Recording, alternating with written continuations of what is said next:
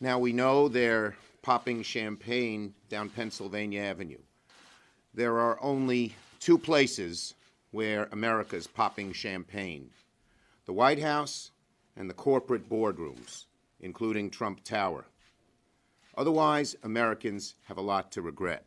First, I want to respond to some comments that Senator McConnell made on the Senate floor this morning.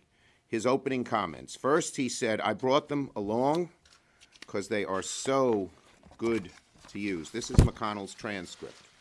Now, here's what he said. First, he said, the Senate accomplished something really remarkable. He's right. To pass a bill of tax cuts and have it be so unpopular with the American people is an amazing achievement for the Republicans. It's never been done before. To have, for the first time, according to a Wall Street Journal poll, Americans prefer Democrats to Republicans on taxes, it's truly remarkable. Great accomplishment, Mitch. Great accomplishment, Republicans. Now, second, he said he championed the open process the tax bill went through. Sure, they went through an open process. Only if you define open by one party negotiating behind closed doors, having one markup with only one expert witness, while voting down every single amendment proposed by Democrats. If anyone believes that this was an open process, then I have a bridge back in my hometown to sell you. Then Senator McConnell told us this bill was passed to encourage job creation and put more money in the pockets of working men and women. Well, if you believe trickle-down economics, he's right. The trouble is no one in America, not the American public, not the economists, believe that trickle-down works. Corporations are flush with cash right now. The stock market's booming. Job creation isn't. Look at all the companies that have already said they're going to use their tax break for stock buybacks, for dividends that don't affect average Americans. And I love the example of AT&T. Over the last 10 years, AT&T has paid an average tax rate of 8% a year. They have 80,000 fewer employees today than they had then. Tax breaks don't lead to job creation. They lead to big CEO salaries and money for the very, very wealthy. And finally, Senator McConnell touted the repeal of the individual mandate. That's true. And now our Republican friends will own premium increases on millions of middle-class families. To many of them, the increase they're going to have to pay in health insurance far exceeds the amount of a tax break that they will get. And 13 million fewer Americans will have health insurance at all. So, as Republicans head to the White House for their backslapping and high fives to celebrate passage of a bill against the will of the American people, we have a simple message for our Republican friends. Republicans will rue the day they pass this bill, and you can bet Democrats will make sure of that. We are going to continue to hammer away at why this bill is so unpopular, at why what the Republican rhetoric and the reality is so far apart.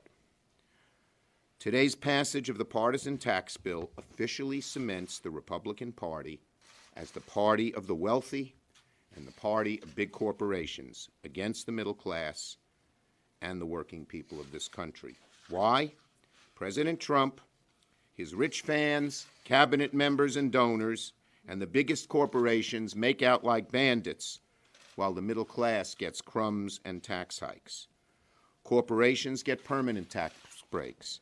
Individual tax breaks expire. By 2027, according to the Joint Committee on Taxation, 83% of the middle class, almost 145 million American families, will either get a tax increase or see a tax change of less than $100. Meanwhile, according to the Tax Policy Center, the top 1% of earners reap 83% of the benefits. Let me say that again. Middle class, 83% get an increase of taxes or a decrease of less than $100. Top 1%, 83% of the benefits.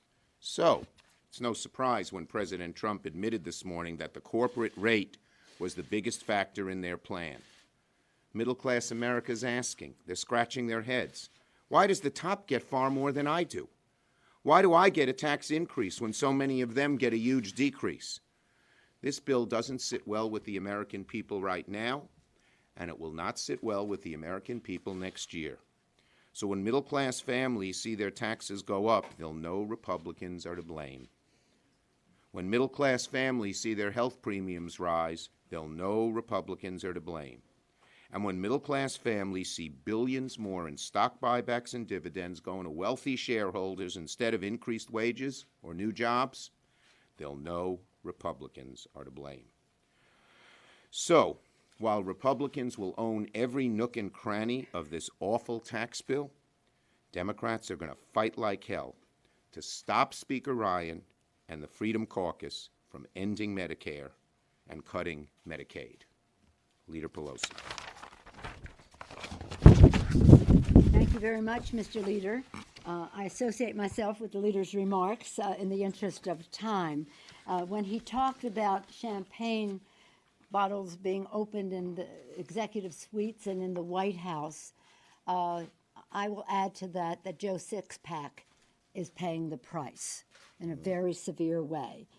Today, the House Republicans are cheering. They're toasting the fact that they raised taxes on 86 million American families, middle-class families. Remember these three numbers. 86 million middle-class families get a tax increase. 83% of the tax advantage goes to the top 1%. 13 million Americans may lose health insurance as their premiums go up under elimination of the individual mandate. This is what they are drinking toast to.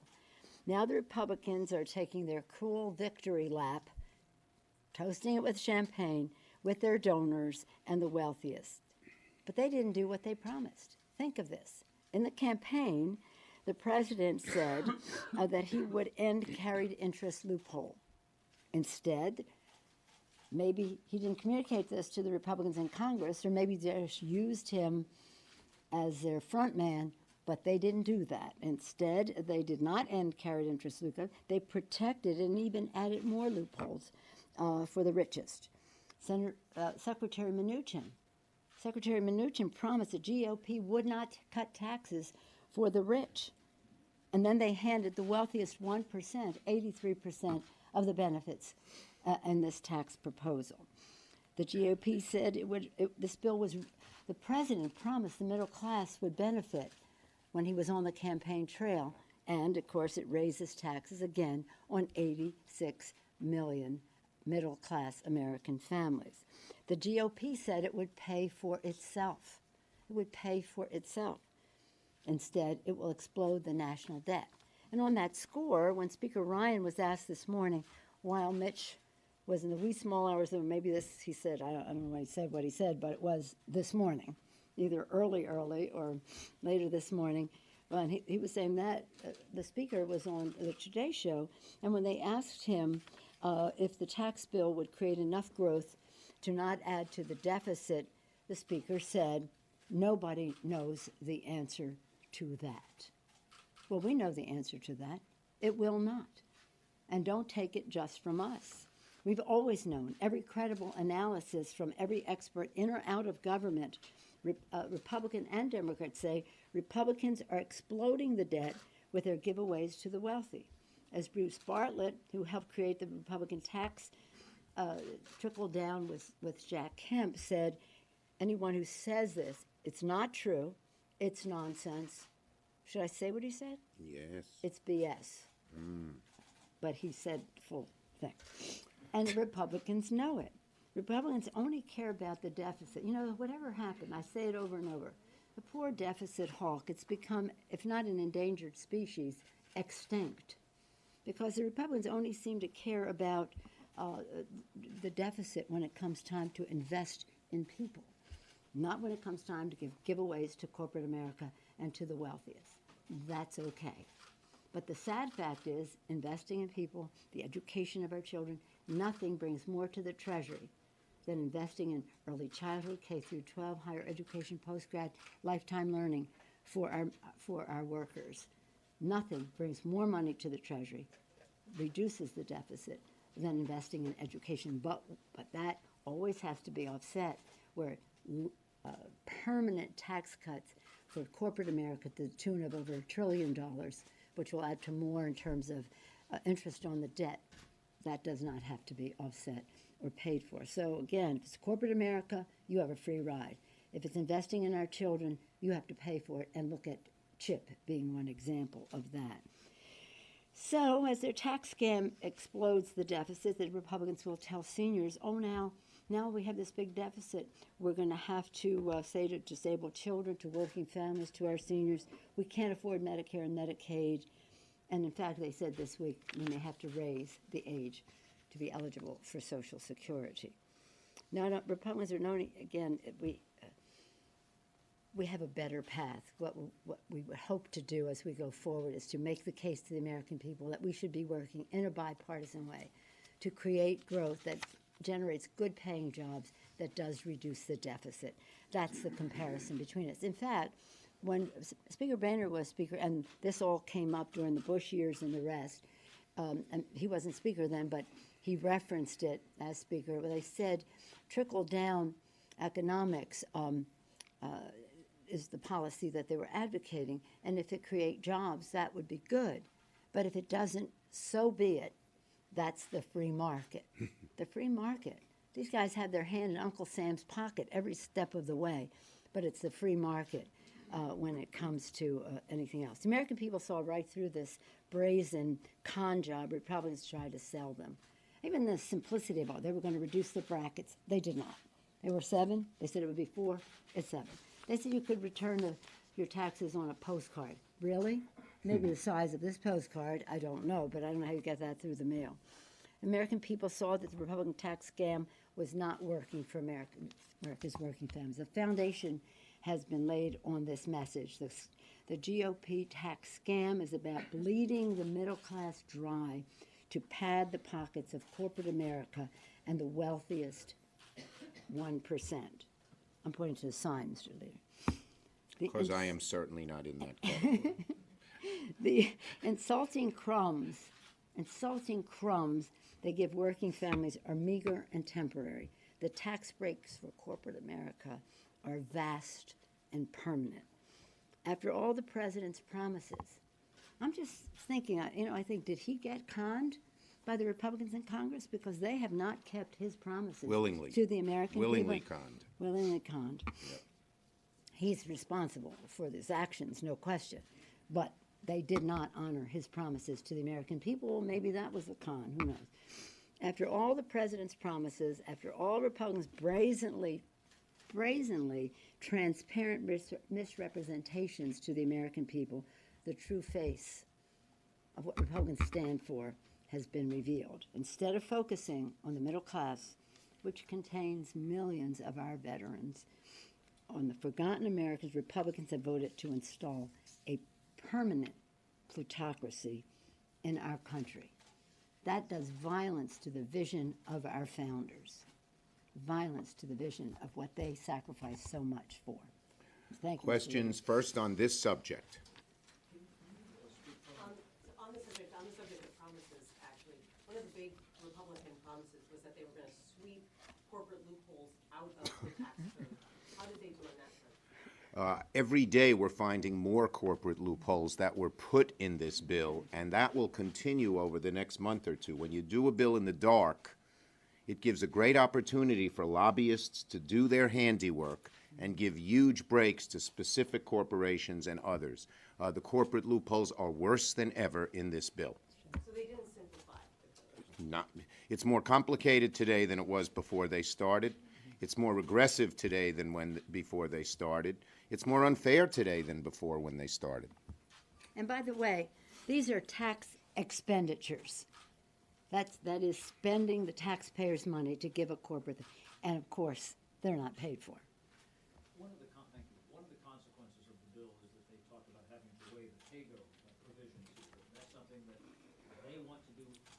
right away. I know on your side, I haven't spoken to you about it, but Mr. Hoyer said that they would provide votes to keep the government open if they put that in there. It seems like you guys. Well, it's their responsibility. They haven't shown us any plan for how they're going to get it done. So let's wait till they come to us and tell us how they expect to get it done. But would you be willing to eat that? Let's wait till they come to us and see what their plan is for getting it done. Do you think Leader McConnell misled Senator Collins in promising that they could pass the health stabilization bills in order to win their support? Well, it's unclear what they said to one another, but it's clear one thing, that Leader McConnell and all the Republicans have made the healthcare system much worse. 13 million people not covered, premiums going up by 10%, and no one believes that the two bills that Senator Collins wants added to this, which now they've said they're delaying till January, but no one believes that those two bills would make up for the detritus, for the destruction that is caused by removing the mandate. And they're going to pay a price for that, big time. They talk about, again, the increase in premiums for so many Americans will far outweigh any tax decrease they get. And those increases are wholly owned by the Republican Party. When you take the individual mandate and reduce by 13 million people, perhaps that many, from the pool, you're increasing cost.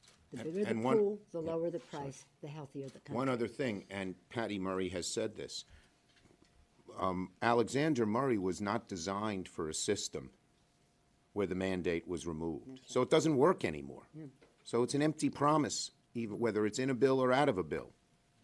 Yes. They're talking about technical corrections bills on this, extenders, and you warned that there will be loopholes near that start hemorrhaging revenue. How much and how did Democrats engage on subsequent tax bills in 2018? Well, again, we think this bill is so bad that it's very hard to fix in small little tweaks. We'll see what they propose, but our view, we're going to hammer away at this. This is going to be an issue for us all year. This is not just forgotten. The fact they say, once people learn of what this is in this bill, they'll all be for it. Well, the Koch brothers have already spent tens of millions of dollars trying to persuade people this is a good bill, and the majority of Americans, by most polls, think it's a bad bill. And the reason is very simple. The suspicions of the American people that the Republican Party is helping the wealthy and the powerful corporations and not the middle class has been confirmed in this bill. And just to say, they did a massive bill that has trillions of dollars of impact on the economy without a single hearing, with only the person from the Joint Tax Committee responding to questions at the markup, with accepting no amendments. And now all of a sudden, they have this massive bill that they've done the speed of light in the dark of night. They think that we're going to, that they're going to tweak this into something better. It's just, we have to go to comprehensive tax reform in a bipartisan way, create growth, generate good-paying jobs, reduce the deficit. If they don't have those goals, you wouldn't end up, if they had those goals, you wouldn't end up with this. We bill. had some bipartisan talks going in the Senate with Republicans and Democrats, and the Republican leadership pulled the Republicans out. We could have had a much better bill done in a bipartisan way that would have been permanent, would have done much more for the middle class, and done much more to reduce the deficit. But that's not what they were about. They weren't about the middle class. In their DNA, the Republicans are about tax cuts for the wealthy and for corporate America. They're for trickle down. They're not for bubble up from the middle ahead, class. Tom. The Republicans repeatedly said, look, the proof will be in the paycheck. Next year, you're going to see, more money that you can spend on your own. What can you point to as Democrats to say this tax plan isn't so good? Well, first, a whole lot of people are going to get tax increases. That's right. And second, the average American says, even if I get a $100 tax decrease, why is a wealthy person getting a $50,000 tax decrease? The decrease should go to the middle class and people trying to get there, not to wealthy people, and that's why the bill is so unpopular. They know what this bill is all about. They know they're getting crumbs, if that, while the wealthy are getting big pieces of cake. And that's why it's so unpopular. But I thought the tax policy center said 80% would see some kind of tax cut. Well, the tax policy center said some would get a tax cut, but it's small, it vanishes, and the wealthy get a much bigger break. That's what the American polling data, very interesting. The world has changed since the time even of George W. Bush's tax cuts. When people asked, if you get a small tax break and the wealthy get a big tax break, do you want it or not? Overwhelmingly, the people say no. Senator, on different topic. No, well, No, okay. until we Any finish more on our this list. one, then we'll go to your topics. Yes, 1, 2. Just on the child tax credit, could you talk about the Democratic decision not to support the Rubio-Lee amendment? Was it a missed opportunity, and what's the path forward? The Rubio-Lee amendment was hardly anything. That's right. We had a much better proposal. They missed the opportunity by not supporting in our House the Brown-Bennett proposal, which would have really done something. You know, so many of our Republican colleagues knew this was a bad bill, so they tried to tweak it to make it a tiny little bit better. That's not going to solve the problem at all. And in that regard, one of the champions of the child tax credit in our House, Congresswoman Rosa DeLauro, who has devoted her life to addressing the needs of children in America, the child tax credit was something she eagerly awaited. It's important to note this.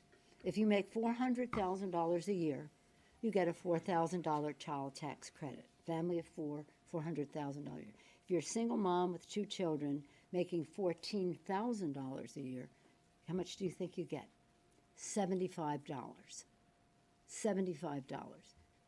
It's a fraud. The child tax credit that they did mirrors what they've done in the bill. The wealthier you are, the better you did. And not just by amount of money, by percentage.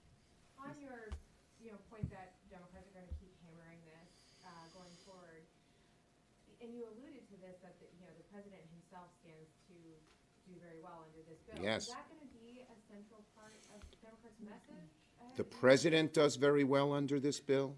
Most of his cabinet does very well under this bill. Large percentage of his contributors do very well under this bill.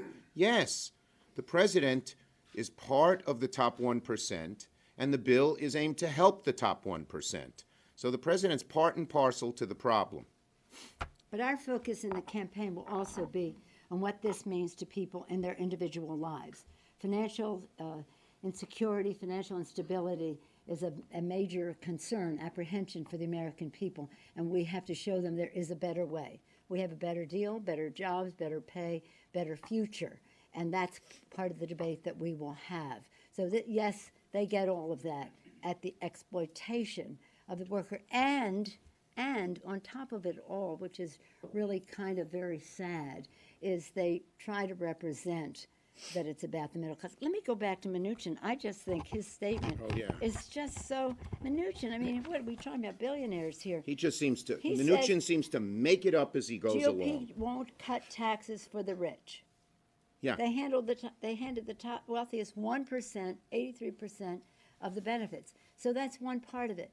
But what does it mean to you in your life? You're going to lose some of your deductions, whether it's on your mortgage or state taxes. The SALT will hurt people enormously. And the services they receive from their state and local governments. It is also about they're going to lose access to quality, affordable health care as well. The list goes on and on. So it's really more about our constituents, yes, making the contrast, but focusing on what it means to them. And one place we're really going to focus on is the suburbs. This is a horrible bill for so many suburban people. And they know it. And they know it. And the suburbs are now, well, I think, going to move much bluer because of this tax bill. Senator, on year-end spending, will you allow Congress to adjourn or leave town without a chip deal? Look, we're trying to get as good a deal as possible. We're not going to negotiate against ourselves right here. But the bottom line is we haven't even seen anything. They're so busy with the tax proposal that we haven't even seen a proposal. Leader Pelosi can talk about the House, but we haven't seen a thing from Senate Republicans yet. So we have to see what they propose. The bottom line is there are things they want, there are things we want. If they sit down and negotiate with us, which they haven't done yet, we could come to a good agreement. If they're just going to put in the things they want and not the things we want, it's going to lead to a real problem. The Children's Health Insurance Program serves 9 million children in our country. Its authorization ended on September 30th, the end of the fiscal year. For 3 months, nearly, 2.5, how many months is that? We have had this vacuum where states are losing funds, are running out of funds to meet the needs. And what did the Republicans do? They had sent a bill to the floor called the Walden Bill.